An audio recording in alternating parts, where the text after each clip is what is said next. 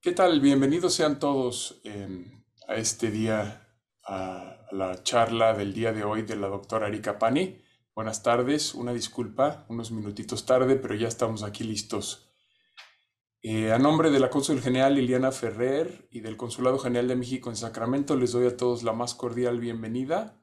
Soy Juan Carlos Ruiz, de Asuntos Culturales aquí en el Consulado, y estoy muy contento de darles la bienvenida a esta octava presentación del Coloquio Histórico Binacional 500 años de resistencia indígena, 1521 toma de Tenochtitlán, que hemos organizado para conmemorar los 500 años de la caída de Tenochtitlán y el comienzo de la Nueva España. Esta tarde tenemos el honor de contar con la presencia de la doctora Erika Pani, con su charla Entre Guerra y Guerra, 20 años clave para la historia de México, 1848-1867.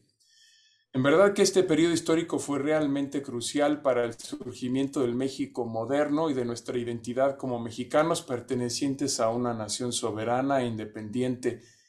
Es un tema clave para comprender cómo se llegó a la actual geografía nacional y cómo fue vista la incipiente nación mexicana por los poderes económicos y militares que dominaban la geopolítica del siglo XIX.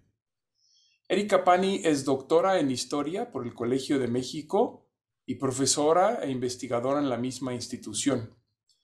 Es miembro de la Academia Mexicana de Ciencias desde el 2002 y también miembro del Sistema Nacional de Investigadores Nivel 2 desde el 2010. Desde septiembre del 2013 funge como directora del Centro de Estudios Históricos del Colmex y se interesa en la historia política del siglo XIX en México y Estados Unidos.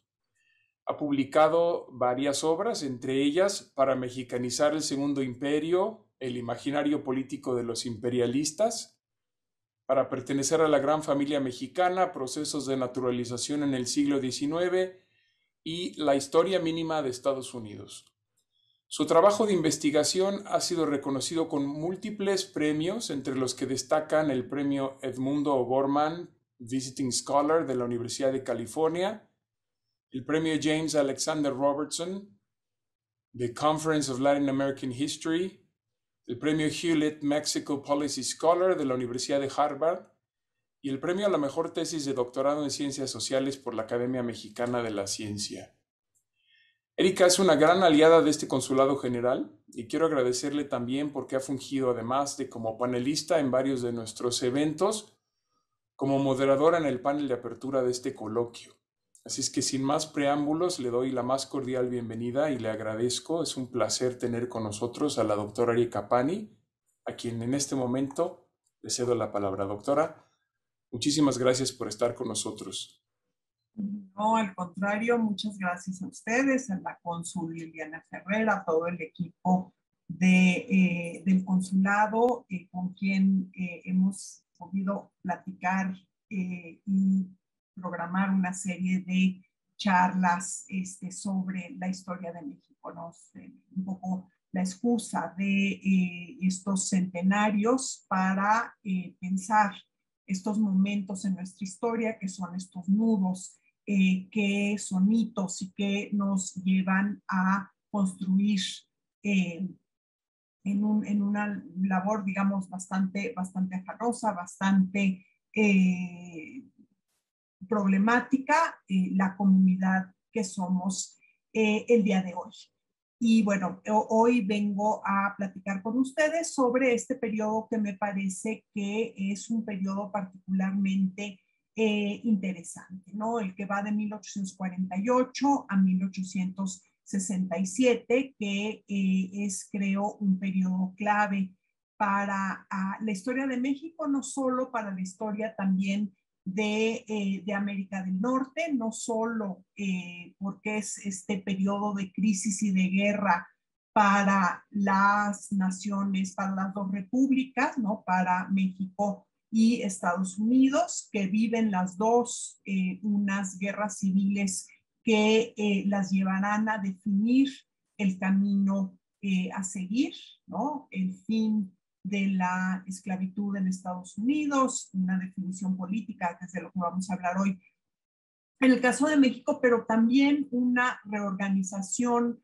del poder político en lo que se va a convertir en 1867 en la Confederación Canadiense, ¿no? Que conserva su vínculo con el imperio británico, pero establece este gobierno central entre las distintas provincias británicas del norte, ¿no? Entonces creo que es un periodo muy, muy rico que nos dice mucho sobre este espacio, ¿no? Que en este momento adquiere las características que va a tener durante muchos años, yo diría incluso el día de hoy, ¿no? Habíamos ya comentado un periodo de crisis, un periodo de guerra que se inicia con esta guerra mexicano-americana que termina con la derrota de México frente a Estados Unidos. Entonces les voy a compartir una serie de imágenes. A ver, y quiero pensar que ahí ya se ve, ¿verdad? Correcto. Muy bien. Entonces, bueno, como todos ustedes saben, la guerra entre México y Estados Unidos es un momento, digamos, de enorme crisis para la clase política mexicana, porque por un lado, a pesar de que hay una movilización importante, el ejército estadounidense logra llegar de manera relativamente eficiente a la Ciudad de México, ¿no? Y esta pesadilla de muchos de ver ondear la bandera de las barras y las estrellas en pleno Zócalo se hace una realidad, ¿no? Y se firma este tratado Guadalupe Hidalgo en febrero de 1848, mediante el cual el país pierde prácticamente la mitad de su territorio, ¿no? Aquí pueden ver ustedes lo que se va a conocer como la secesión mexicana, por decir que, bueno, Texas había ya declarado su independencia en 1836, pero bueno, el Tratado de Guadalupe Hidalgo ratifica, ¿no? La pérdida de este enorme territorio que pasa a formar parte de Estados Unidos, salvo el ajuste que va a significar el Tratado de la Mesilla en 1854, la frontera, bueno, que hace falta trazar, etcétera, etcétera, pero la frontera que compartimos con Estados Unidos hoy se fija en este momento, se convierte de hecho en una de las fronteras más estables y más, digamos, atravesadas para los años 20 del siglo XX del mundo, ¿no? Entonces, está este cambio geopolítico, que es un cambio importantísimo tanto para México como para Estados Unidos, ¿no? Este periodo además es un periodo en el que se redefinen, ponen sobre la mesa una serie de problemas que habían aquejado al país desde la independencia, ¿no? La inestabilidad, ¿no? Tenemos más de 50 cambios en el Ejecutivo de la independencia a mediados de siglo, tenemos una serie de tensiones centro-región que no se pueden resolver con fórmulas constitucionales, la bancarrota de la hacienda pública, la dificultad para constituir al país, ¿no? 4 leyes fundamentales que se promulgan entre 1821 y 1853, y se discuten, ¿no? Se discuten también en 42, se discuten de hecho 3 posibilidades constitucionales, y bueno, hay todos estos problemas, digamos, adquieren un cariz más preocupante después de la derrota. ¿Por qué? Porque para la clase política la derrota frente a Estados Unidos pone de manifiesto que el Estado mexicano es, dirían hoy, un Estado fallido, ¿no? estos problemas, estas discusiones, estas confrontaciones han impedido que el Estado sea capaz, por un lado, de resistir los levantamientos internos y por otro, de manera más grave, de defender a la nación de ataques externos, ¿no? Entonces, lo que vamos a ver después de la derrota es la polarización de esta clase política, que están todos de acuerdo que hay que hacer algo para reforzar al Estado mexicano, pero no están de acuerdo en cómo hacerlo, ¿no? Y vemos que se forjan dos proyectos enfrentados y eventualmente incompatibles, ¿no? Y es una oposición que, a diferencia de lo que sucede con la primera mitad del siglo XIX, no se puede resolver por medio de la política ordinaria.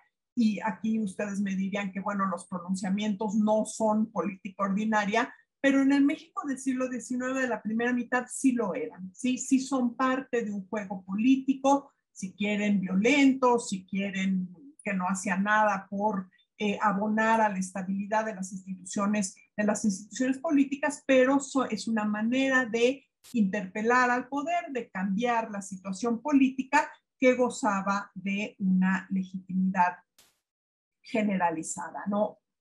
Al mediar el siglo, eventualmente con el establecimiento del gobierno de Santana en 1853 o con la promulgación de la Constitución de 1857, no se puede resolver la confrontación política por medio de los mecanismos que habían funcionado durante la primera mitad, y lo que vamos a ver es una guerra civil terriblemente cruenta, la guerra más cruel que vive nuestro país desde la independencia, y que dura 10 años, ¿no? Es cierto que separamos entre guerra de reforma y guerra de intervención, pero lo cierto es que es una guerra que estalla en 1858, que termina con el triunfo de un bando en diciembre de 60, pero que en realidad el conflicto se vuelve un conflicto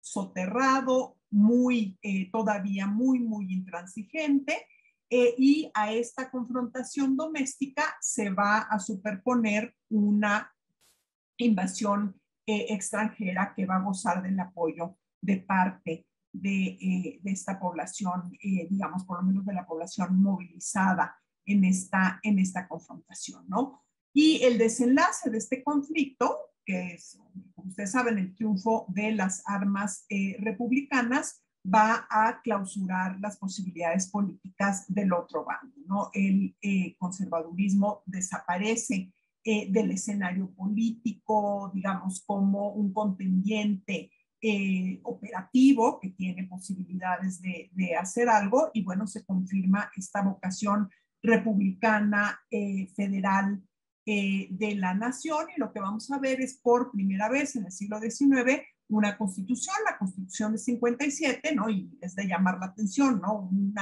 Una ley fundamental cuya proclamación había contribuido al estallido de una guerra civil, se va a convertir en un marco jurídico estable, por lo menos hasta 1917, o podría decirse, ¿no?, que más allá, ¿no? Hay que recordar que cuando Carranza propone el proyecto de constitución en diciembre de 16 en Querétaro, lo que está proponiendo es una reforma a la Constitución de 1857, ¿no? Entonces, vemos, ¿no?, la salida de estos 10 años de crisis y de guerra es que se apuntala una opción política que define en muchos sentidos el ser político de México y elimina otras opciones que habían sido vigentes en otro momento, ¿no? Entonces, bueno, ¿qué pasa? Que el desastre de la guerra provoca, como dijo Charles Hale, una crisis de conciencia entre los políticos mexicanos que dicen, ¿no?, algo tenemos que hacer, y lo tenemos que hacer urgentemente antes de que el país desaparezca del mapa del Nuevo Mundo, ¿no? Entonces, vamos a tener, por un lado, un grupo político que se va a llamar a sí mismo conservador, ¿sí? Este es el momento en que el adjetivo conservador se convierte en una etiqueta política. Y se llama a sí mismo conservador, dice, porque quiere conservar la poca vida que le queda a la nación en contra de ese otro partido, dice el partido destructor, ¿no? Entonces, un grupo de políticos que hasta entonces, de mala gana, a veces rechinando, a veces recurriendo a estos otros medios de actuar políticamente, como son los pronunciamientos, etcétera, etcétera, había estado dispuesto a jugar el juego de la política liberal, empieza a criticar de manera muy corrosiva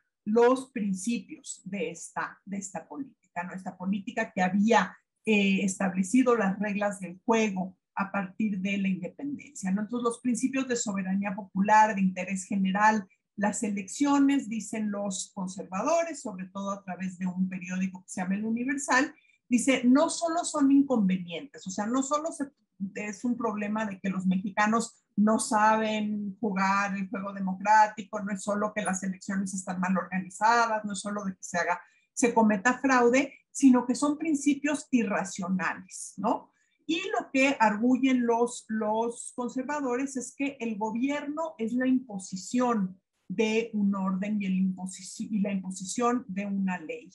Y entonces esto implica necesariamente un sacrificio, ¿no? Va a haber, todo mundo sacrifica parte de su libertad para asegurar cierto orden que permita la defensa de los derechos de cada uno. Y sí, bueno, cuando hay unas leyes, pues unos van a ganar y otros van a perder. Eso de que existe un interés general, dice, no es cierto. Entonces, ¿qué es lo que hay que hacer? Hay que asegurar que estos sacrificios, que a veces unos ganen y otros pierdan, sea lo más equilibrado, lo más equilibrado posible. Y para eso, dice, proponen un gobierno de partidos, lo cual, digamos, es bastante interesante. Por un lado, hay esta crítica, como les decía, muy corrosiva a los principios modernos, a los principios de la política moderna, y por otro hay esta propuesta de un gobierno de un gobierno en el que, como decían ellos, en los principios de la conservación, en los principios de la revolución o del progreso, tienen una alternancia en el gobierno. Entonces, a fin de cuentas, una solución bastante moderna. Que es la que proponen los conservadores. Proponen también, de manera, yo diría, más bien discreta, sobre todo si lo comparamos con lo que va a venir después, que se proteja la iglesia, ¿no? ¿Por qué? Porque, dicen, el catolicismo es el único lazo que une a los mexicanos, ¿no? Tenemos los estados que cada quien quiere hacer lo que se le da la gana, las facciones que cada quien dice que ellos representan la voz del pueblo y que quieren imponer y que quieren poner su voluntad. Lo único que nos mantiene juntos es que todos somos católicos, ¿no? Sobre todo frente al peligro de un mayor avance de esa potencia que es Estados Unidos, que además se caracteriza por su naturaleza, bueno, porque es una nación protestante, ¿no? Entonces, para los liberales, este grupo va a ser un grupo que quiere llevar al país hacia atrás. De hecho, es un grupo que quiere devolver al país a la situación colonial, y por eso les dicen los cangrejos, ¿no? Este mote que va a ser una etiqueta peyorativa para denostar a este grupo político, ¿no? El otro grupo, ¿no? Como les decía, hay esta polarización. Entonces está por un lado los conservadores, por otro lado los liberales, ¿no? Y los liberales son este grupo que se rejuvenece al mediar el siglo, llegan sobre todo al escenario nacional, estos jóvenes políticos, luego los van a describir, ¿no? Cuando son los diputados del constituyente de 1856, nuestros jóvenes de pelo largo, de corbata roja, y ellos están convencidos de que la nación se ahoga, y si la nación se ahoga es porque no puede con el lastre del legado colonial, ¿no? No es que los principios que tiene son malos principios para estructurar la política, sino que estos principios no pueden ser eficientes porque la sociedad está manchada, tiene que vivir bajo este yugo de lo que le dejó el pasado colonial. ¿Cuáles son estas taras? Los fueros, ¿no? La idea el principio de que algunos grupos dentro de la sociedad deben de tener su propio derecho, sus propios jueces, ¿no? De manera destacada los clérigos y los militares, que los impuestos son impuestos antiguos, que favorecen, que fracturan el mercado nacional, que fracturan el espacio, las famosas alcabalas, y que hay que modernizar, que no tienen que ser los bienes los sujetos a los impuestos, sino las personas y lo que ganan, y estas formas poco productivas de trabajar la tierra, ¿no? En un país que es muy, ¿no? O sea, abrumadoramente agrícola, dice la propiedad colectiva, ¿no? La propiedad, como dicen ellos, de manos muertas, corporativa, es una propiedad que porque no pertenece a nadie, entonces no se le invierte, entonces no entra al mercado. Tenemos estos bienes, como dicen ellos, de manos muertas, que languidecen, ¿no? Que no producen lo que deberían de producir, que no se intercambian y crean valor, ¿no? Y cuando están hablando de bienes corporativos, de bienes de manos muertas, están hablando de los bienes de la iglesia, ¿no? De estos bienes que distintos conventos han, bienes también, digamos, de ciertas parroquias, etcétera, que sirven para el culto, para la manutención de ciertas actividades que lleva a cabo la iglesia, pero también se refieren a los bienes de comunidad, ¿no? A los bienes que pertenecen a las comunidades campesinas, en mucho caso a las comunidades indígenas, ¿no? Aparejado a estas formas de tenencia de la tierra que consideran son poco productivas, están una serie de costumbres que también consideran son dispendiosas, ¿no? Las procesiones, las fiestas, el echar cohetes, el tener mayordomías, etcétera, etcétera, que impiden, ¿no? Dirían los marxistas, la acumulación de capital dentro de las clases populares, ¿no? Entonces, ven a la iglesia un poco como esta institución que concentra muchos de los defectos de este legado colonial. No es una institución que, a pesar de haberse debilitado con la guerra de independencia y luego a partir de la independencia, sigue teniendo una presencia territorial importante, mientras que el Estado nacional realmente no la tiene, y que, bueno, además monopoliza la educación, monopoliza el crédito, ¿no? Hay que recordar que México es un país que no tiene bancos. El primer banco va a abrir sus puertas en 1864 y monopoliza la propiedad raíz, ¿no? Y esto, ¿no? Crea esta sociedad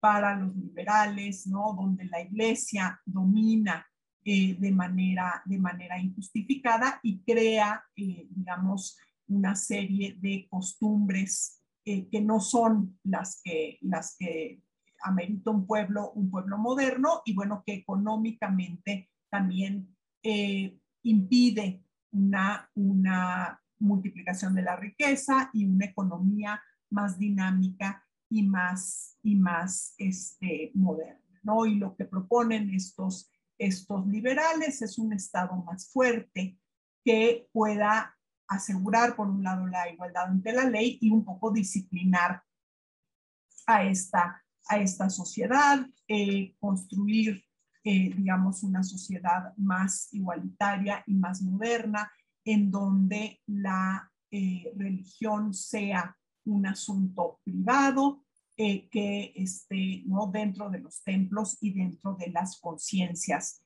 de los individuos. Bueno, 1852 tenemos el gobierno de Mariano Arista, que es interesante. Mariano Arista es el primer presidente que se elige después de Guadalupe Victoria, que es electo con una, digamos, mayoría clara, que no se discute, etcétera, etcétera.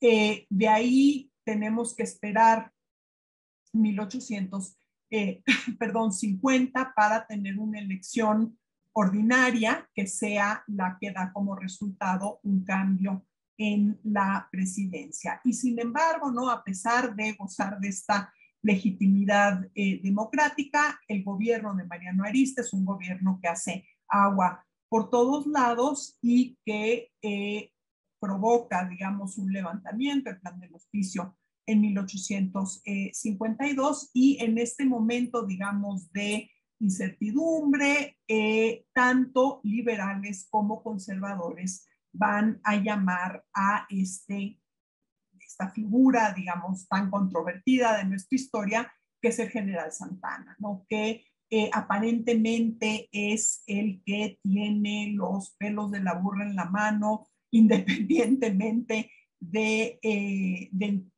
color político del gobierno que encabece. Se estira del hombre imprescindible y que hay que llamarlo a gobernar a los mexicanos.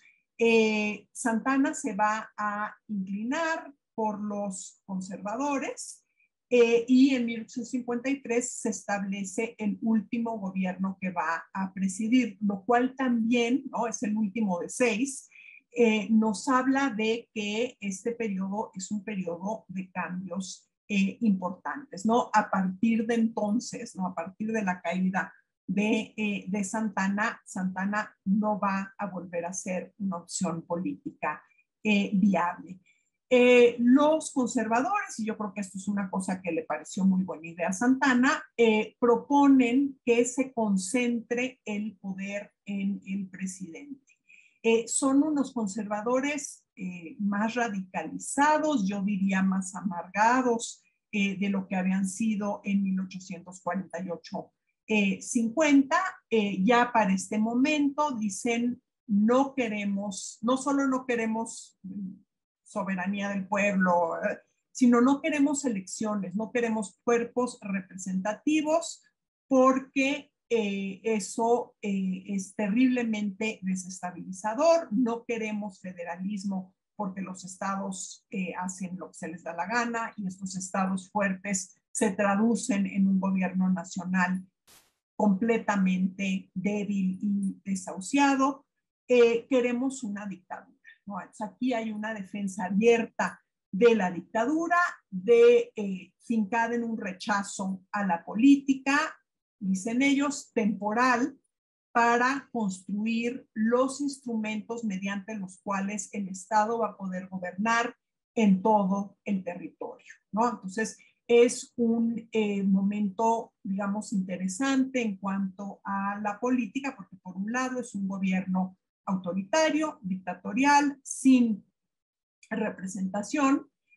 Hay gobiernos municipales que van a ser electos, pero además se reduce el número de ayuntamientos porque les parece que hay demasiados. Igual, ¿no?, hay esta dispersión de la autoridad política, pero también es un momento en que se hace un esfuerzo importante para, como decían ellos, racionalizar el dominio político, racionalizar el gobierno y la ley, ¿no? Es un periodo en el que se redactan códigos, se promueve una ley de lo contencioso administrativo y se pretende, ¿no?, esta aplicación estricta de la ley, este gobierno lo suficientemente fuerte para poder hacerlo, pero que se guía con unas leyes para que no sea arbitrario. Bueno, este proyecto de racionalización del gobierno es un fracaso. Por un lado, hay una contradicción entre la racionalización de la acción del gobierno y el nada razonable presidente que se pone su Alteza Serenísima, que se involucra en una conspiración para establecer una monarquía con un príncipe español en México, y bueno, un gobierno que en este afán por establecer el orden se convierte en un gobierno muy rápidamente, un gobierno represor, ¿no? Y vamos a ver una serie de levantamientos en el país en contra de este gobierno que en los que van a terminar participando incluso quienes habían sido colaboradores de Santana. Quizás el más notable es Antonio Aro Tamariz, este conservador poblano que había sido su secretario de Hacienda, ¿no? Entonces, lo que vemos en 1855 es la articulación de los opositores al gobierno de Santana en torno al plan de Ayutla, que es un pronunciamiento como eran la gran mayoría, ¿no? Que es lo que hacen, convocan a la nación a levantarse en contra de un gobierno que viola, digamos, el pacto esencial de los mexicanos para formar gobierno. Entonces llama a que se destituya al gobierno en turno y que se llame a redactar una nueva constitución. Pero, y aquí otra vez tenemos un cambio importante, este pronunciamiento, como les digo, que es el típico pronunciamiento, se triunfa y se presenta a sí mismo como la revolución de Ayutla. O sea, esto no fue, dicen sus artífices, un pronunciamiento, digámosle, común y corriente, es una revolución, es un llamado del pueblo para que se hagan cambios de raíz. Entonces llegan al gobierno, como les decía, estos liberales jóvenes, y que a pesar de que pensamos en este primer gobierno de Ayutla como un gobierno moderado, el presidente es Ignacio Comonfort, que no se identifica con los radicales y que sin embargo va a emprender una serie de reformas importantes, entre las cuales destacan estas tres leyes, ¿no? La Ley Juárez de final de 1855, noviembre de 1855, que pretende asegurar la igualdad de los ciudadanos ante la ley, sobre todo en el campo del derecho civil. O sea, si hay un pleito entre ciudadanos, entonces este pleito debe de dirimirse ante un juez de lo civil y no debe de entrar, digamos, no debe de intrometerse un miembro del gremio, ya sea de los clérigos, ya sea de los militares, y sesgar, digamos, la administración de justicia. La otra es la Ley Lerdo, que es una ley de junio de 1856, así llamada, pues lleva el nombre del secretario de Hacienda, Miguel Lerdo de Tejada, que declara, digamos, ilegal la propiedad corporativa, esta famosa propiedad de manos muertas, y ordena la privatización de los bienes del clero y de los bienes de las comunidades y los ayuntamientos. Y finalmente está esta ley Iglesias, que es una ley de 1857, así llamada por José María Iglesias, que es el secretario de Justicia, que lo que ordena es que establece, digamos, un arancel, que es lo que debe de cobrar la iglesia para administrar los sacramentos, ¿no? Entonces, en esta idea de que la iglesia cobra unas tarifas totalmente injustas, que explotan a los pobres, etcétera. Entonces es el gobierno el que le va a decir a la, el que le va a decir a la iglesia cuánto debe de cobrar. Perdón, se me pasó este es un poco una caricatura de la época de lo que era el gobierno, el último gobierno de Santana, ¿no? Entonces ahí tenemos a Santana con su trono, con una serie de lacayos, ¿no? Pero esta idea de caos absoluto, ¿no? Están los malos espíritus rondando a la nación, ¿no? Entonces el gobierno de Ayutla es un gobierno que establece, digamos, unos principios novedosos para la administración de justicia, para la economía y para la vida religiosa del país. Y mientras, ¿no?, tenemos a un constituyente que está elaborando una nueva constitución para el país, ¿no? Entonces la Constitución 57, ¿no?, otra vez dice, bueno, es que era moderada, porque aparte no puso fin no estableció la tolerancia religiosa, etcétera.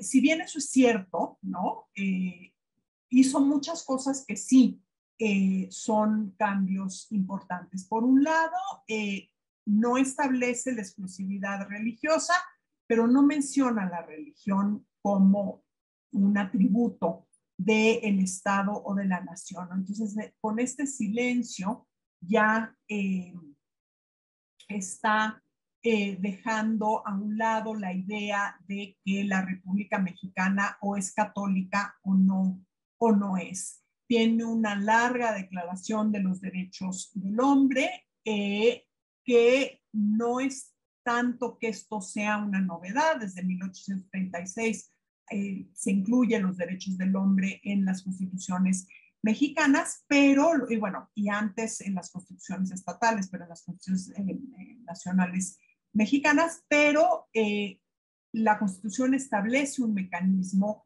para que estos derechos estén garantizados, ¿no?, que va a ser el famoso juicio de amparo. Restablece el federalismo, establece el sufragio prácticamente universal masculino. Las constituciones mexicanas habían incluido una serie de restricciones para quienes no eran autónomos, entonces, ¿no?, los miembros de las órdenes regulares, los sirvientes, como se decía, de escaleras arriba, en contra de, ¿no?, los borrachos, los tabúres, los que envenenaban los pozos, los piratas, etcétera, etcétera. Y aquí y los que no supieran leer y escribir, aunque esta era una restricción que se posponía en el tiempo. Y aquí en esta discusión se dice, bueno, deben de poder votar todos los ciudadanos. Si no saben leer y escribir, no es culpa de ellos, es culpa del gobierno.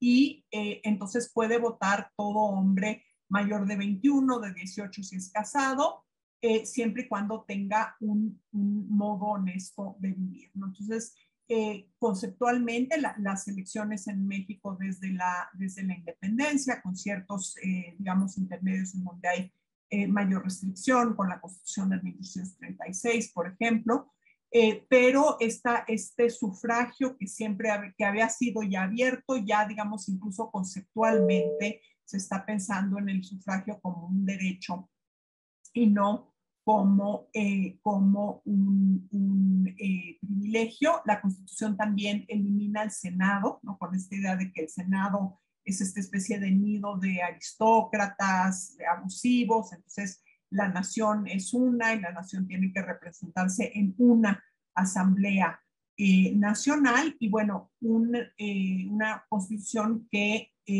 limita de manera relativamente importante las facultades del presidente, ¿no? Hay que pensar que están en la estela de una dictadura y que el presidente es visto como este ente siempre sospechoso de tender a la concentración de la autoridad, ¿no? Entonces, la Constitución 57 es vista, es una constitución que quienes son radicales hubieran querido que fuera más lejos, que quienes son más moderados hubieran querido que no fuera tan radical, pero que en general es reconocida como una constitución ¿no? que está estableciendo un nuevo orden. Este es un grabado ya del taller de gráfica popular, además coloreado, pero creo que da una buena idea de que esta es una constitución distinta a las constituciones anteriores, que si las constituciones anteriores se ocupaban sobre todo de la relación centro-regiones, esta ya es una constitución que se preocupa sobre todo de los ciudadanos, de la igualdad, de su acceso a la propiedad y de sus libertades. A pesar de que la Constitución no establece la libertad de cultos se discute, es un artículo muy interesante que está redactado un poco como el de la Constitución estadounidense, no en negativo. El Congreso no establecerá leyes prohibiendo ciertos puntos, etcétera, etcétera. Es un artículo que es desechado y sin embargo la Iglesia se opone a este nuevo orden. ¿Por qué? Porque la Constitución garantiza la libertad de enseñanza, lo cual permitiría que se enseñaran cosas de las cuales, ¿no?, la Iglesia considera que son inmorales, considera que son disolventes, etcétera, etcétera. Y bueno, hay una intervención en la vida, ¿no?, de la institución eclesiástica, porque se la priva de sus fueros. O sea, se dice que para causas civiles los tribunales eclesiásticos ya no van a funcionar. Hay que recordar además que los tribunales eclesiásticos no solo dirimen casos en los que están involucrados clérigos, sino que administran una bola de cosas, ¿no?, en cuanto a herencias, en cuanto a adjudicación de propiedades, etcétera, etcétera. O sea, la Iglesia sí ocupa un lugar muy importante como autoridad pública en México de la primera mitad del siglo XIX, y bueno, que se le está privando de su propiedad. La desamortización ordena, digamos, que la Iglesia y las comunidades y los ayuntamientos van a seguir recibiendo la renta, ¿no? Y que esa renta va a pagar eventualmente el bien. Pero el argumento de los obispos es que la Iglesia no puede, la Iglesia es una institución que funda, ¿no?, el mismísimo Hijo de Dios, con lo cual ya cualquier otro argumento puede llegar a ser poco eficaz, y que la instituye con una serie de derechos, que son la administración de justicia, la facultad de tener propiedades, la facultad de definir asuntos de disciplina eclesiástica, tanto religiosa, tanto interior como exterior, y que un gobierno no tiene el derecho de privar a la Iglesia de estos derechos que le han sido otorgados en el momento de su fundación por Dios, y que si el gobierno mexicano quiere hacer todas estas cosas, eliminar los fueros, desamortizar los bienes, etcétera, pues lo tiene que negociar con el Papa, y el Papa, que es el representante, ¿no?, de Cristo, perdón, el vicario de Cristo en la tierra, puede permitir o no estas medidas, pero no puede ser una decisión unilateral del Estado. Entonces, ahí ya hay una tensión importante. Para muchos católicos laicos, la Constitución es una constitución peligrosa. Por un lado, ¿no?, ahí para los conservadores es una constitución que restablece el federalismo, con lo cual va a ser un caos. Es una constitución que constituye un gobierno débil, y entonces va a ser un caos. Es una constitución que no apuntala ese único lazo que es el que une a los mexicanos, que es el catolicismo, y entonces va a ser un desastre. Pero lo que es quizás más preocupante para estos católicos militantes es esta tensión con la Iglesia. Va a haber este primer momento de incertidumbre, va a haber una serie de esfuerzos por dirimir las diferencias con la iglesia. Manuel Paino, que es el secretario de Hacienda, va a tratar de negociar con el arzobispo de México, que es Lázaro de la Garza Ballesteros, a ver si se puede llegar a un arreglo con el asunto de los bienes. Se envía a Ezequiel Montes al Vaticano, pero no va a haber resultados positivos y el presidente Comonfort decide exigir que, como dicta la tradición constitucional, la Constitución se jure, o sea, que los empleados públicos, ya sean electos o funcionarios civiles y militares, juren que van a respetar y aplicar la Constitución. Entonces, ahí, digamos, hay una ruptura importante porque la respuesta de los obispos es: ustedes no le pueden pedir a los fieles que, con Dios como testigo, acepten respetar y aplicar unas leyes que, si no en su totalidad, sí tienen una serie de elementos que van en contra de la iglesia y de la religión, ¿no? Y quien jure la Constitución, dicen los obispos, es reo de un pecado muy enorme y puede ser, ¿no? Y va a ser excomulgado. Entonces, en este momento, en un país de católicos, en una república que se ha pensado en muchos sentidos como una república católica, se vuelve imposible ser buen ciudadano y buen católico. Entonces, es una situación,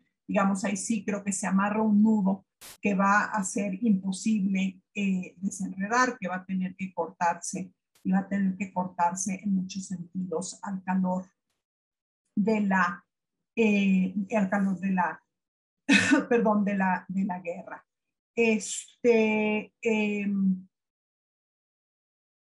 Bueno, entonces, para una parte de la clase política y de la sociedad mexicana, esta Constitución va a llevar al país a la perdición y al despeñadero, ¿no? Es una Constitución, va a decir el obispo de Puebla, que va a ser después el arzobispo de México, Monseñor Pelagio Labastida y Dávalos. Dice que es una constitución impía, atea y por consecuencia injusta e inmoral, que nos separa, ¿no?, de la ley de Dios, de la ley eterna, y bueno, no puede venir nada bueno de esto.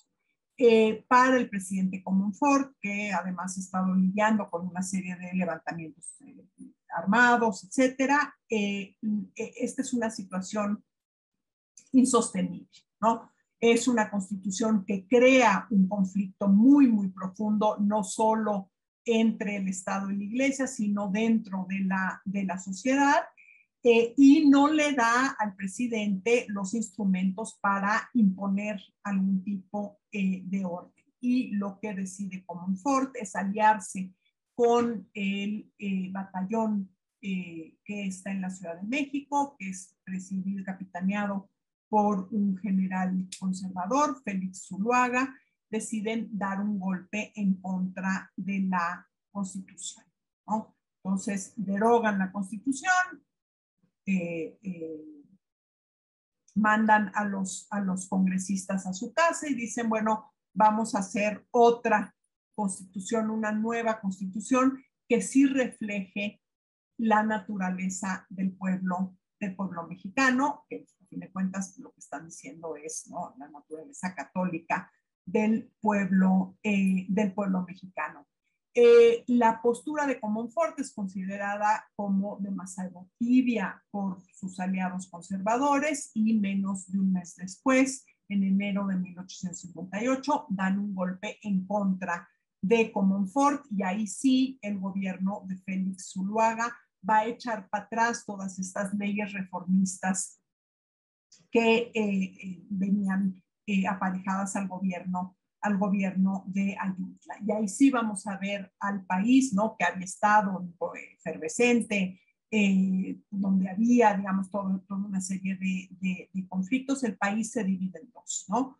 Quienes van a defender a la Constitución y quienes se oponen a que esta Constitución sea restablecida.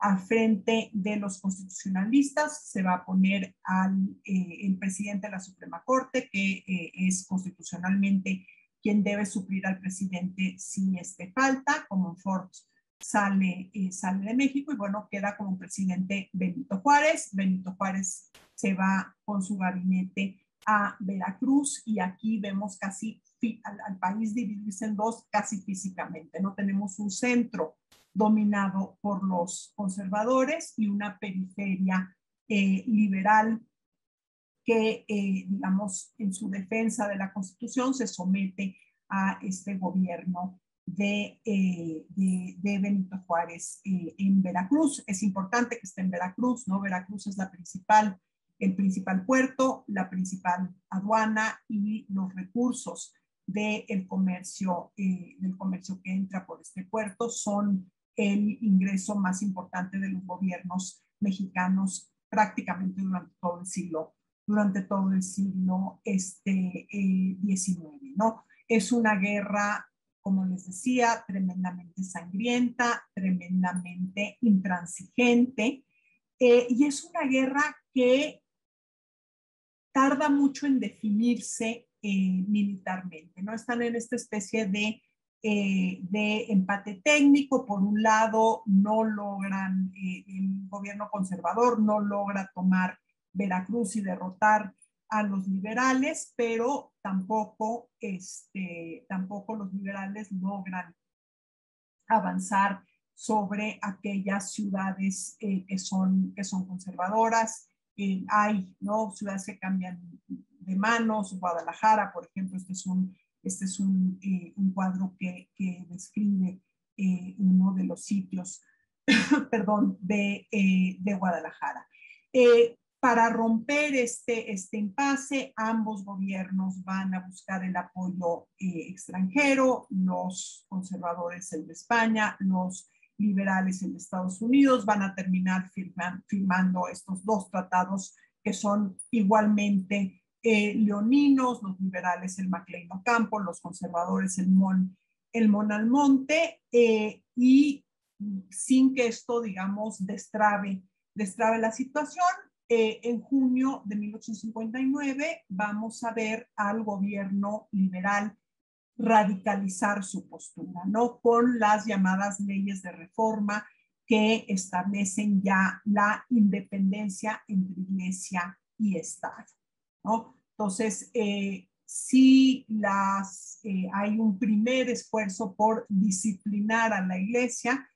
Creo que el hecho de que todos los involucrados aquí son católicos que tienen ideas bastante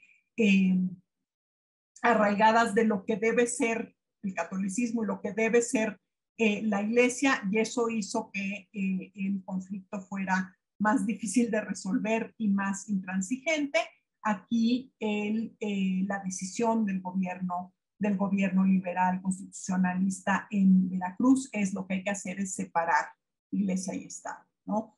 Y el Estado se va a hacer cargo del matrimonio, se va a hacer cargo del registro civil, se va a hacer cargo de los cementerios, se va a hacer cargo de la beneficencia pública. Entonces es este Estado que asume una serie de funciones como propias que antes había administrado un poco a la limón con la Iglesia. Y bueno, finalmente en diciembre de 1861 los ejércitos liberales avanzan, ¿no? Ya habían avanzado, digamos, sobre el centro. En diciembre el joven presidente conservador, que era además el comandante de los ejércitos, Miguel Miramón, llamado el joven Macabeo, va a ser derrotado en Calpulalpan, y el gobierno liberal regresa ya con Juárez al frente, regresa a establecerse en la Ciudad de México, ¿no? Sin embargo, el conflicto sigue vivo. Los grupos conservadores, hay unos jefes conservadores que salen al exilio, pero muchos se quedan y esta guerra se convierte en una guerra de guerrillas y los conservadores van a tener esta especie de segunda oportunidad, segundo aire, porque por la situación, digamos, muy excepcional que se da en el escenario internacional, ¿no? Con el estallido de la guerra civil en Estados Unidos. Es un Estados Unidos incapaz de ocuparse de los asuntos continentales, de los asuntos americanos. Los conservadores logran convencer a Napoleón III, el emperador de los franceses, que siempre había tenido, ¿no?, en la parte de atrás de su cabeza esta idea de restablecer la presencia francesa en el continente americano, que tiene interés en este proyecto de un canal transísmico, pero están pensando en Nicaragua, pero pues quizás México podría ser también una buena opción. Entonces convencen a Napoleón III de apoyar el establecimiento de un régimen en contra de lo que ellos llaman la demagogia, de esta constitución que, como les comentaba, ellos estaban convencidos iba a llevar al país a la perdición. Y bueno, se juegan esta última carta aliándose con Napoleón III para establecer un régimen monárquico en México, ¿no? El famoso imperio, segundo imperio de Maximiliano y Carlota. Y bueno, como ustedes saben, este es un proyecto que fracasa, es un proyecto que tiene el atractivo de prometer la paz, otra vez la racionalidad administrativa, la pacificación de la política, y bueno, que no logra ni siquiera, ¿no?, pacificar al país. Y bueno, lo que vemos en 1867 es el triunfo de las armas republicanas, la muerte de Maximiliano, y con esto la identificación de la República y de la Constitución de 1857 con la defensa de la patria, ¿no? Y con esto este sí es, digamos, un golpe de muerte en contra de un modelo político que había tenido una vigencia importante, que es el de la República Católica, ¿no? Entonces, este se vuelve inoperante y la Constitución de 57, como habíamos comentado ya, se convierte en este marco jurídico estable, pero su peso como símbolo, ¿no?, el hecho de que es la bandera de la lucha de la República en contra de la monarquía, de la lucha de la nación en contra del invasor francés, hace que sea un documento difícil de reformar, difícil de discutir de manera, digamos, objetiva, ¿no? Y es una constitución que lo sabía Comonfort y lo ¿no?, y se van a enterar Juárez, Lerdo y eventualmente Porfirio Díaz, que es una constitución que es un torpe instrumento de gobierno. Pero es cierto que en este momento, digamos, se pone a la nación sobre una vía de instituciones políticas particulares que ya gozan, digamos, de una legitimidad y de un consenso que no habían tenido ninguna de las fórmulas constitucionales y arreglos políticos que se habían establecido antes. Entonces, bueno, yo lo dejaría ahí y bueno, encantada de contestar a las preguntas si es que hay.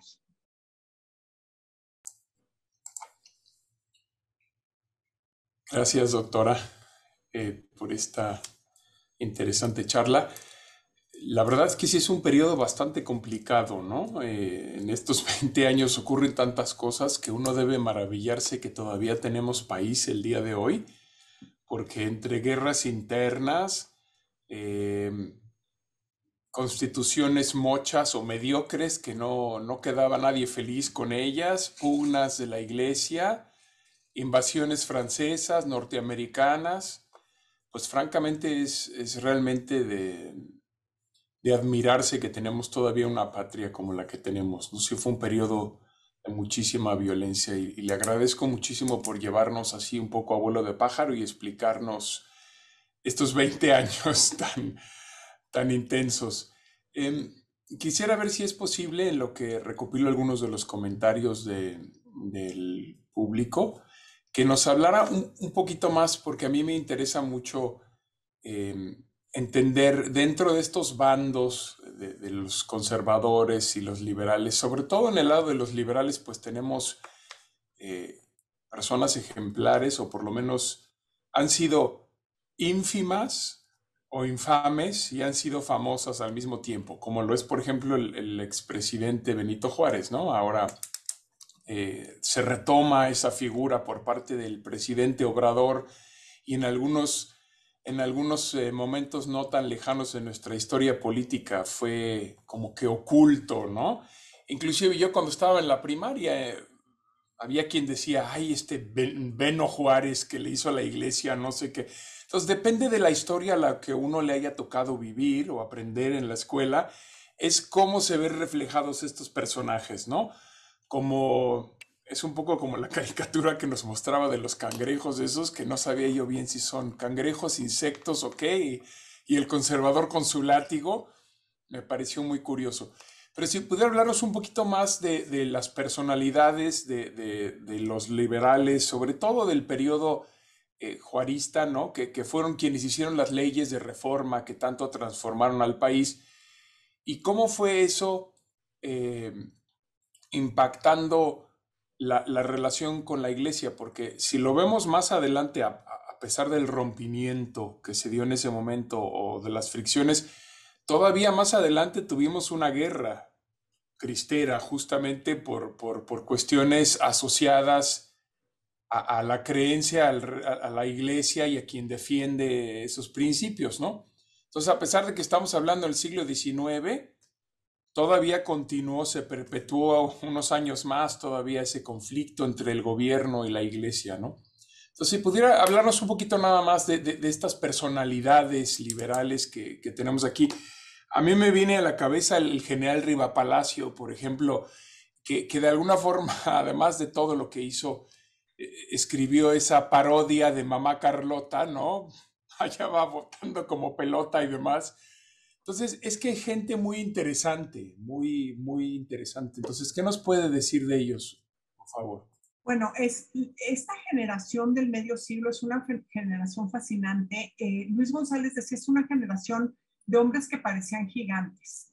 Y bueno, uno siempre anda un poco enamorada de los personajes que trabaja, pero ahí yo creo que sí, digamos, tienen razón. Es un elenco de personajes que tenían además una capacidad de imaginar futuros distintos, que a pesar de lo complicado de la situación, estaban dispuestos a entrarle, ¿no? A mí me impresiona pues, el caso de Lucas Alamán, porque ahorita me tocó reseñar una biografía que se muere antes, porque se muere en 53, pero le va mal, pésimo, fracasa, fracasa, fracasa. Y sin embargo, ahí están tratando de cosas que podemos no estar de acuerdo, ¿no? De cambiar las leyes para que las elecciones sean de manera distinta, de a ver qué hacemos para conseguir el apoyo de los españoles.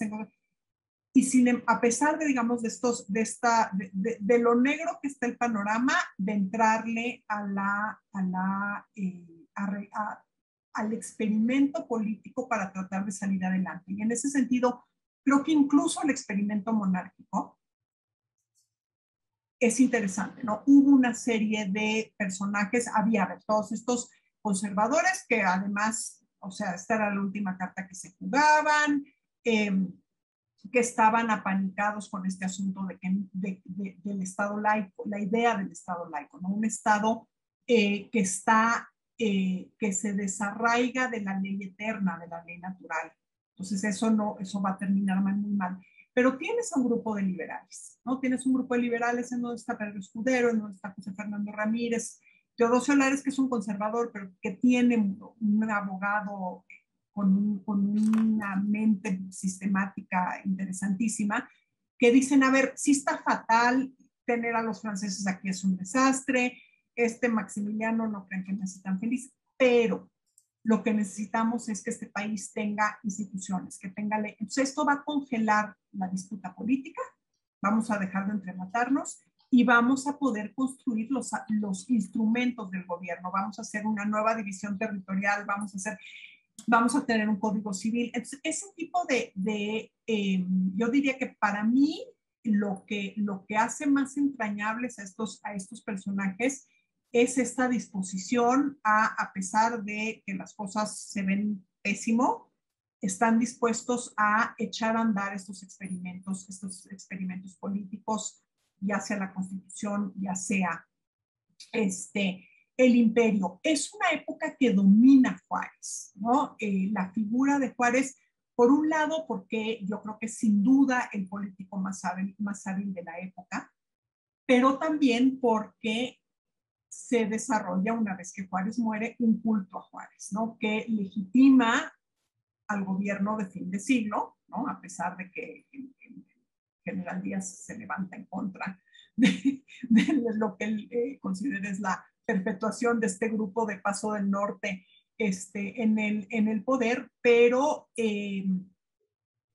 Juárez es un personaje fascinante. Es cierto que las imágenes que tenemos de él dependen mucho menos de su biografía y de sus acciones que de dónde lo estamos mirando, ¿no? A mí decían, Monsiváis decía, es que las señoras decentes decían, cuando iban al baño, decían, voy a ver a Juárez, y era como muy despectivo. Yo dije, bueno, yo viví rodeada de señoras indecentes porque yo nunca oí esa expresión. Y es, sin embargo, este Juárez republicano, este Juárez aferrado a la ley. Entonces, yo ahí les recomiendo el libro de Rebeca Villalobos, que explica un poco la invención de este Juárez, que representa lo que el gobierno en turno quiere un poco que sea su emblema, ¿no? Entonces es el líder del tercer mundo. Entonces, pero hay todo este elenco maravilloso de hombres. Hablaste de Riva Palacio, ¿no? Riva Palacio con la espada y con la pluma va a combatir a los conservadores y a los franceses. Entonces tienen periódico fabuloso que se llama La Orquesta. Esther Acevedo tiene un libro que si no conocen, por favor, véanlo, porque lo fino del sentido del humor, las caricaturas son una cosa verdaderamente maravillosa y nos hablan mucho de cómo están mirando estos hombres y cómo están construyendo en muchos sentidos a un enemigo. Entonces yo creo que sí, ojalá y pudiéramos ver a ese otro elenco de hombres que rodearon a Juárez y también los que estuvieron en el otro bando. El asunto de la iglesia y el Estado es, a ver, yo creo que parte del problema de la reforma, o sea, como les digo, este nudo que se amarra y que no se puede desamarrar, que va a tener que cortarse durante la guerra, con estas leyes de reforma que son leyes punitivas, o sea, tampoco nos hagamos bolas, porque ahora parece muy decente. Y yo creo que para la iglesia fue una bendición, para utilizar el léxico eclesiástico. Pero la idea era, no, o sea, no podemos seguir administrando juntos la vida pública. Entonces hay que separarla. Y sin embargo, que yo creo que fue más sano, los obispos van a terminar insistiendo en la independencia. Y cuando, por ejemplo, no los quieren expulsar a jesuitas extranjeros, ellos dicen, no, ¿cómo? Estos tienen, ¿no?, derechos como individuos que se amparen y a veces ganan. Yo creo, a ver, hay una que se conoce como la Primera Guerra Cristera, que yo creo que es una mala manera de nombrarla, que es la guerra de los religioneros en Michoacán en 1873, que es una reacción a que se integren las leyes de reforma a la Constitución, porque se exige que se proteste. Es una de las cosas que hacen las leyes de reforma, es decir, ya no vamos a pedir que nadie jure. ¿Por qué? Porque esto no es un asunto de religión. Y sin embargo, en 73 hay otra vez este intento de que la conciencia tenga que ver con lo político. Y en Michoacán hay este levantamiento de estos, trabajo de Ulises Íñiguez, pero que realmente creo que nos falta entender mejor. El problema, creo, es que este principio liberal de independencia nunca se logra cumplir por completo. O sea, siempre se declara la independencia, pero el Estado sí disciplina a la iglesia. Y bueno, y por otra parte tienes en distintos momentos católicos que consideran que uno no puede dejar el catolicismo en la puerta, ¿no? De puertas adentro, sino que tú en el espacio público tienes que ser católico, no hay de otra. Entonces, no, restablecer el reino de Cristo, ¿verdad? Y que cuando se juntan estos dos impulsos es cuando tenemos esta violencia, no como la guerra cristera, ¿no? Un Estado que dice que se va a reglamentar las profesiones y el ser clérigo es una profesión, y una iglesia que dice, no, a ver, yo tengo una serie de prerrogativas, no me puedes decir qué hacer. No, y es un asunto de principio, no tanto de los casos individuales, ¿no? De la expulsión de algún clérigo, de exigir que los clérigos estén casados, como sucede en Tabasco, etc., sino que es un asunto de principio y se juntan dos absolutos, ¿no? Entonces, el caso de Díaz, después de la guerra de los religioneros, fue la conciliación, pero en realidad Díaz tiene las leyes de reforma en la mano.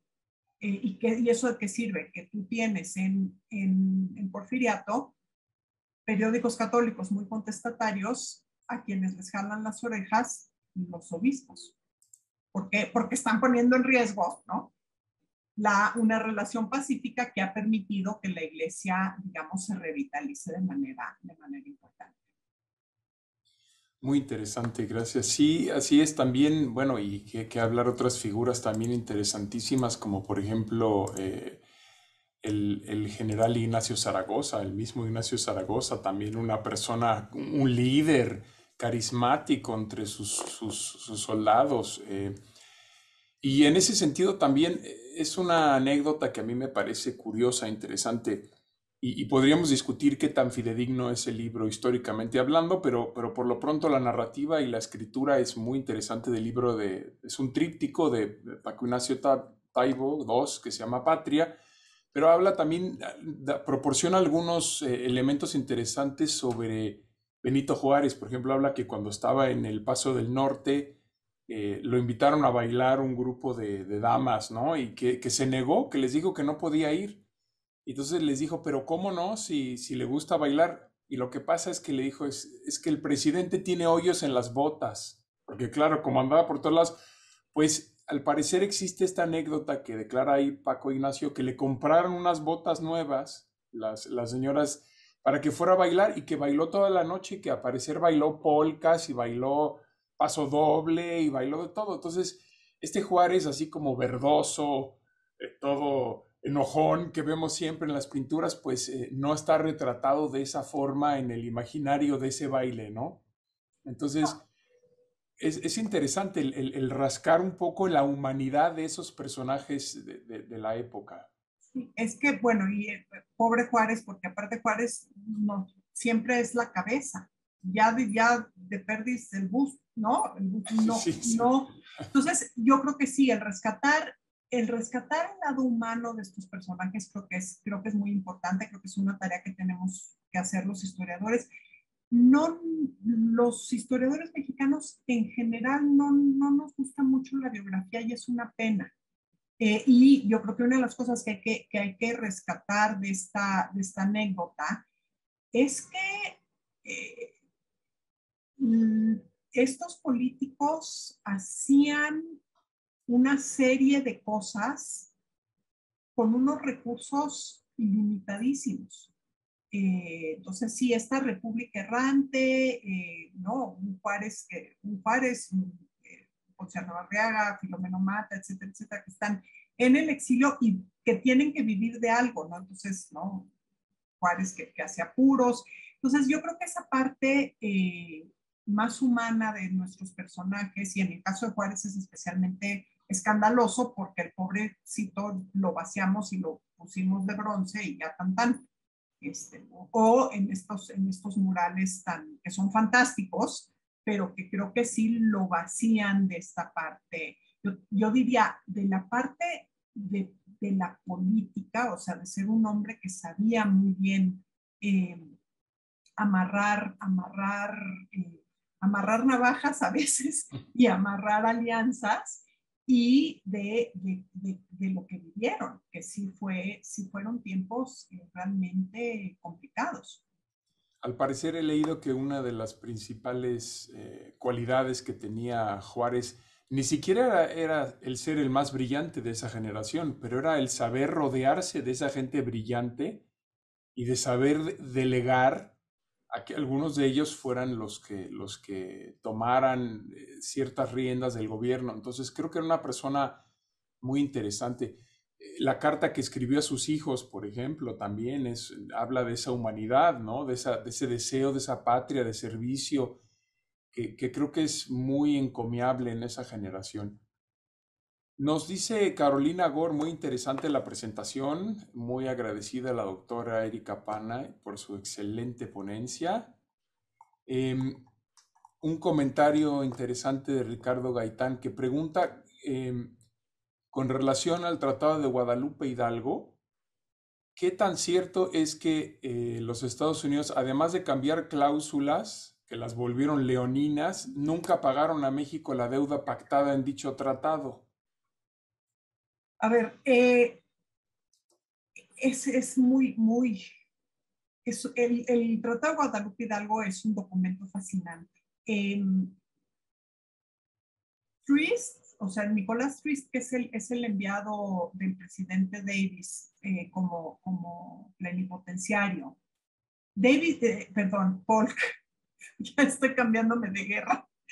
El presidente Polk insiste mucho en contra de la opinión de muchos miembros de su partido y del Congreso en que se firme un tratado, ¿no? Hay quien dice, a ver, ya, ganamos la guerra, tenemos lo que queremos, que es, ¿no? La salida al Pacífico, ya, ¿no? Derecho de conquista. Polk insiste mucho en que tiene que haber un tratado. Pero, y Nicolás Trist tiene una serie tiene unas instrucciones bastante poco flexibles en las cuales puede ofrecer una cantidad de dinero, pero tiene que, ¿no? Recuperar, México tiene que reconocer la pérdida del territorio. La frontera en el Bravo y no en el Nueces, una bola digo, lo que a fin de cuentas se pactó. El triunfo militar tan, en muchos sentidos, avasallador, aunque ahí les recomiendo el libro de Peter Guardino. Sí es cierto que la llegada de Scott a la Ciudad de México es, digamos, una señal terrible. La guerra estuvo menos, el triunfo estuvo menos claro de lo que podría parecer. Pero bueno, hay una parte de la opinión en Estados Unidos que está empezando a exigir más territorio, ¿no? Hay incluso este grupo la Joven América, que dice que todo México, por lo menos hasta San Luis, o sea, una serie de opiniones encontradas. Polk como que empieza a escuchar la canción de las sirenas y le parece que Trist es un incompetente, entonces dice que tiene que regresar. Y Trist, que considera que esta guerra es una guerra injusta, que lo que se está haciendo decide negociar y decide firmar el tratado en contra de sus instrucciones. Entonces, ¿qué hace? Consigue toda la cesión territorial que se le había exigido, y le da un poco menos al gobierno mexicano de lo que tenía autorizado. O sea, él mismo reduce, no me hagan mucho caso los números, eran 30 millones y él dice, bueno, entonces 25. Ese dinero sí se va a pagar completo. Lo que sí sucede es que una serie de condiciones que logran introducir los negociadores mexicanos, o sea, los pobres negociadores mexicanos ahí están tratando de recuperar lo perdido con un espacio de maniobra casi inexistente.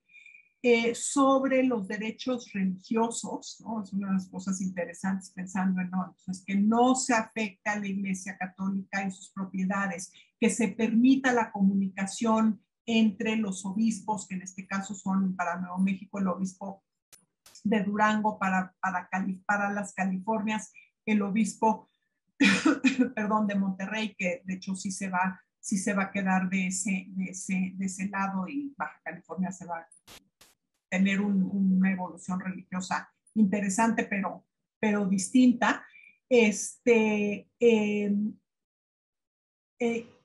Y la integración de los mexicanos que decidan quedarse del otro lado a la ciudadanía estadounidense, si así lo deciden. Esos artículos los va a cambiar el Senado americano para hacer que la integración de los mexicanos que se quedan del otro lado dependa de una decisión del Congreso, que al final no funciona así, y hay una serie de casos complicados que a fin de cuentas se resuelven a favor de los ciudadanos mexicanos, a pesar de que corren una suerte en donde también hay una restricción de derechos y sobre todo pérdida de propiedad.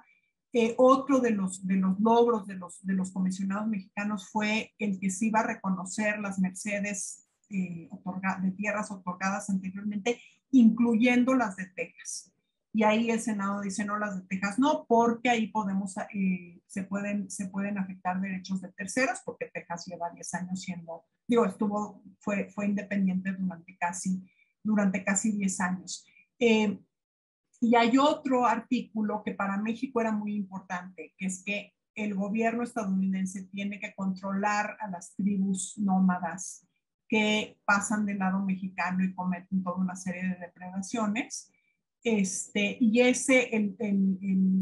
los senadores lo van a discutir, les va a parecer que no es justo que no les puedan vender armas porque esos grupos necesitan las armas, entonces se quita el que las iban a desarmar, y en el Tratado de la Mesilla Estados Unidos nunca detiene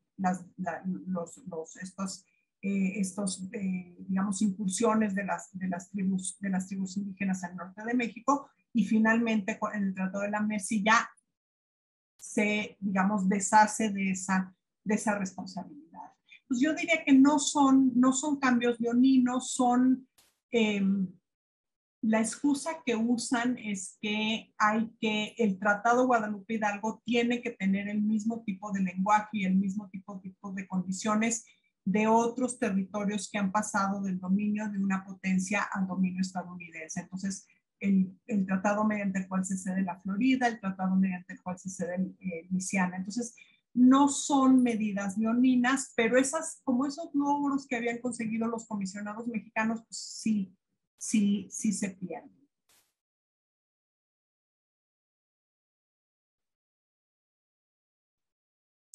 Muchas gracias, doctora. En este sentido, también quería preguntarle, ¿cuál fue la principal causa? Recordando que estamos teniendo una audiencia del lado americano, de este lado donde estamos en este momento, ¿cuál fue la principal causa de esa guerra entre México y Estados Unidos? ¿Qué fue lo que la detonó, que llevó a la pérdida de la mitad del territorio?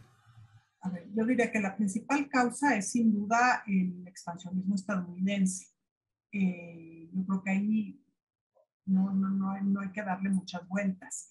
y que la elección misma de Polk, o sea, Polk, el opositor de Polk en la elección es un político de mucho más visión, de mucho más alcance, de mucho más, que es Henry Clay. O sea, realmente los historiadores del 19 dicen, ¿no? El político más grande que nunca fue presidente del siglo XIX.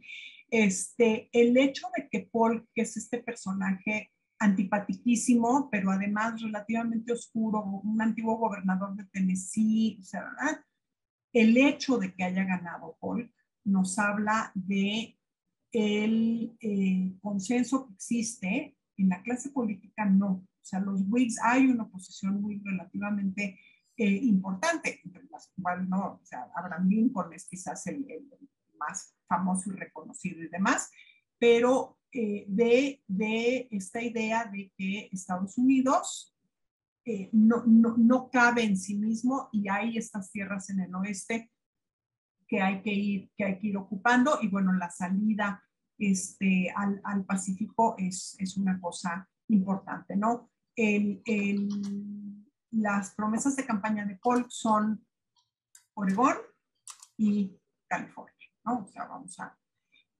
Oregón se consigue a través de la negociación diplomática, y Polk provoca una guerra, porque eso es lo que hace, ¿no? Hay está la anexión de Texas en un primer momento, y luego esta idea de que el territorio en disputa es territorio, que está entre el Bravo y el Nueces, es territorio estadounidense, y manda a estas tropas ahí para que se encuentren con los mexicanos y que haya algún tipo de incidente. ¿No? Entonces, ¿qué es lo que sucede? Él va al Congreso y dice, se ha vertido sangre americana en suelo americano, esto es inadmisible, hay que declarar la guerra, y los congresistas americanos, incluso aquellos que se ponen a la guerra, terminan votando a favor. Si no me equivoco, hay quizás 14 que votan en contra. Entonces, la causa pues es esa. Y bueno, para los mexicanos que se quedan del otro lado, la situación es una situación complicada, igual que para los tejanos con J. En 36, ¿no? Que el lugar en donde está su corazón y sus intereses no necesariamente es del lado mexicano. Pues tú tienes a tejanos que van a pelear en contra de los independentistas y tejanos que van a pelear a favor de los independentistas, y Nuevo México, California, también tienes esta situación, digamos, relativamente incierta, una rebelión en contra de la ocupación americana, pero también la participación de ciertos personajes de élite, de la élite nuevo mexicana y de la élite de California, en la construcción de, en el caso californiano, el nuevo estado, en el caso de Nuevo México, el gobierno territorial, ¿no? Porque Nuevo México no se convierte en estado hasta 1912. Y de hecho California no se une a la Unión Americana sino hasta el 54, entonces también eso... Bueno, hacen una convención constitucional en 49 y se vuelven estado en 50. Hay un empuje muy fuerte por parte del ejército, pero sobre todo lo que pasa que es estas cosas de la historia, que 2 días antes de que se firme el Tratado de Guadalupe, Hidalgo encuentra oro en California. Pues tú tienes una barrida de inmigrantes para quienes es muy importante tener un gobierno estatal que sea de ellos y no que dependan del gobierno federal. Es muy interesante. Nos pone el comentario Ricardo Gaitán. O sea que todas las tribus indias o indígenas que se encontraban en todo este territorio tomado por Estados Unidos y que actualmente se consideran como nativos americanos, en realidad son nativos mexicanos. Híjole, esa es una excelente pregunta, porque depende de cómo, a ver, la idea de que estos territorios son territorios, a ver, mexicanos, y por lo tanto poblados por mexicanos, para la primera mitad del siglo XIX es bastante cuestionable porque el control, la influencia, por decirlo en corto, los beneficios que reciben los pobladores de estas tierras por ser mexicanos es bastante reducido. Entonces, y ahí yo les recomiendo el trabajo de, por un lado, Andrés Reséndez, que es espectacular sobre la identidad, ¿no? Entonces, la identidad nacional en estos espacios, cuando hay además un magnetismo de los mercados, sobre todo del Valle del Mississippi, ¿no? Entonces, ¿cómo les están llegando? O sea, de México les llega el que cobra los impuestos, pero les llega el que les vende la medicina, les vende el alcohol, que además es alcohol más fuerte que el que preparan ellos. Estas de la ruta de Santa Fe, estos comerciantes americanos que aparecen constantemente en estos pueblos del lejano norte, y que tienen, ¿no? este aspecto, por decirlo de alguna manera, seductor. Lo quebradizo de la presencia nacional para los que son hispanohablantes, para decirlo más fácil, es todavía más complicado para los pueblos indígenas, que en muchos casos han sido hostilizados, han sido concentrados, y tienes este fenómeno en el que no pensamos, porque pensamos que no, que lo lógico es que haya estados, que haya naciones, que se sepa cuáles son las fronteras, pero que para este momento es una ficción, es que la Comanchería, o sea, la Comanchería, esta zona, digamos, al norte de Texas, arriba, entre, un poco como yo diría, como al norte y al oeste, esa es tierra que dominan sin duda los comanches, ¿no? Entonces, primero España dice que es de ellos, luego, ¿no? Texas dice que es de ellos, México dice que es de... Y la realidad es que es una zona dominada por los comanches, que tienen además un sistema económico fincado tanto en el comercio como en esta economía de la violencia, que es súper eficaz. Entonces, yo diría que no son nativos mexicanos, son nativos americanos, si quieren usar la expresión de hoy. Yo creo que es más esta expresión genérica de pueblos indios o de naciones indias, es quizás más, está menos cargada como presentismo. Pues vivían en territorio mexicano, pero yo creo que muy difícilmente podemos decir que eran mexicanos. Sí, eso creo que es una de las dinámicas demográficas muy interesantes también que habría que ver, porque la mayoría de ese territorio estaba despoblado, o sea, no había gran cantidad de gente en esa parte, ni mexicana ni americana.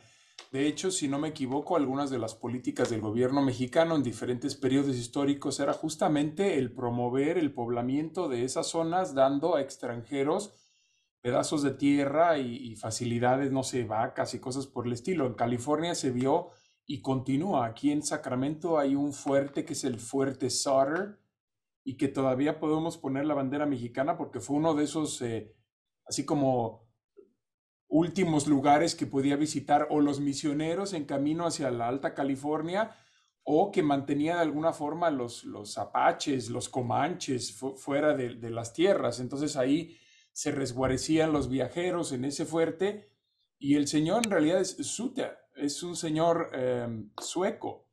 Entonces, suizo, ¿no? Suizo, sí. Es en su rancho que descubren el oro. Exactamente, justamente él. Y entonces el señor Zuta se hizo mexicano, y están los papeles de que para poderse establecer ahí el gobierno de México pedía que uno tomara la ciudadanía mexicana, y la segunda cosa que también pedían es que siguiera la religión católica. Y ese es uno de los conflictos también que sabemos que influyó, eso del catolicismo, la religión católica y del esclavismo para la independencia tejana, que continúa siendo mella porque 2 décadas después tuvieron esa guerra civil entre el sur y el norte en Estados Unidos, y una de esas situaciones es justamente el esclavismo, que todavía seguía, por lo menos en papel. Ayer tuvimos una charla muy interesante justamente con Andrés Reséndez, que nos hablaba de la otra esclavitud. Entonces nos hablaba de que aunque en 1821, con la independencia de México, en el papel se acabó la esclavitud, pues en realidad no fue así por muchas razones, pero hablemos que por lo menos legalmente en territorio mexicano no se permitía la esclavitud. Y los tejanos sabemos que fueron tan afines a la esclavitud que fueron el último estado, tuvieron que irles a decir, hey, ya se acabó la guerra, ¿no? Por eso el Juneteenth famoso, ¿no? Entonces ya se acabó la guerra, por favor, varios años después. Entonces, eso también son de las confluencias sociopolítico-económicas, geopolíticas, que estaban ahí en algún momento.